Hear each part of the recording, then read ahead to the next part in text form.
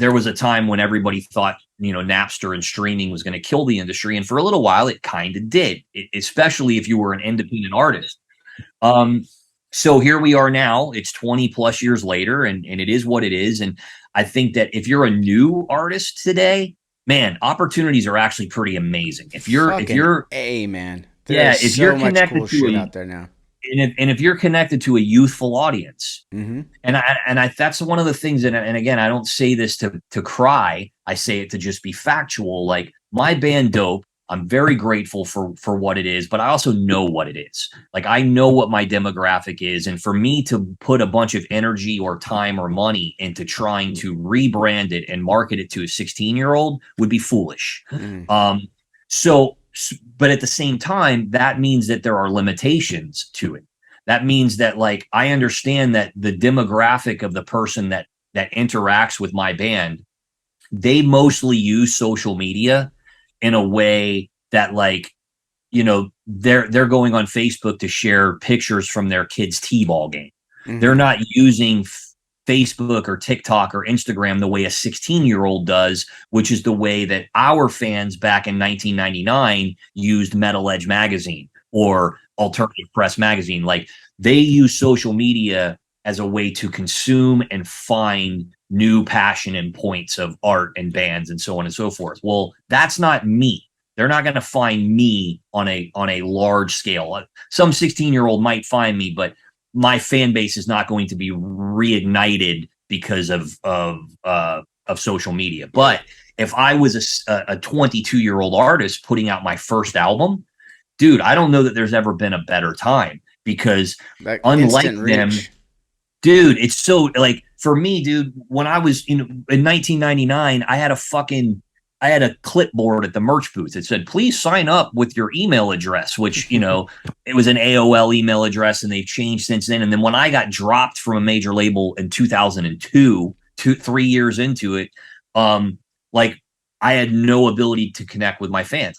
I didn't have a major label entity anymore. I didn't have the radio stations. I didn't have the age. I had nothing. So I was like, how do I find them? The only was go back on the road and play some shitty little club. That's it. That's the way to do it.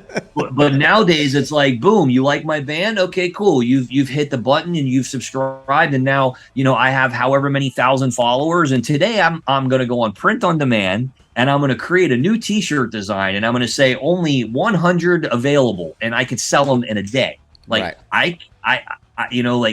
And I look at a guy like Ronnie Radke, who again I'm a big fan of, and he's a super super cool dude. And I just think of that dude's business model because of his instantaneous access and connectivity to his fan base is something I could have never imagined having as a young artist connected to a young fan base. So I think for new artists, they're living in the best time they could ever live in. I agree.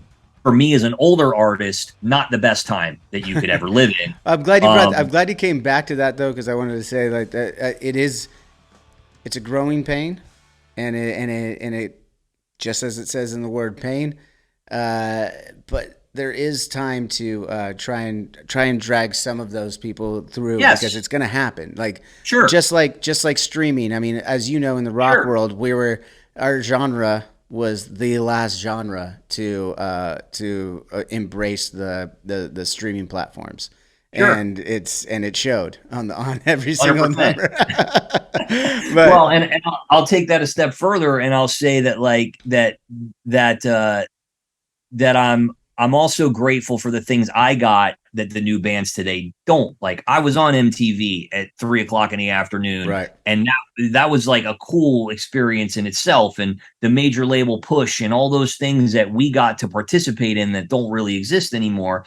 But what got me on this subject was, yes, the modern day music business is not ideal for someone in my position in the music business. But that's why I'm very grateful that I have used my business experience and my relationships and all the skills that I've learned as an independent DIY producer, team builder, and so on and so forth to now have been able to invest all of that knowledge and time and experience into a different business that has nothing to do with music.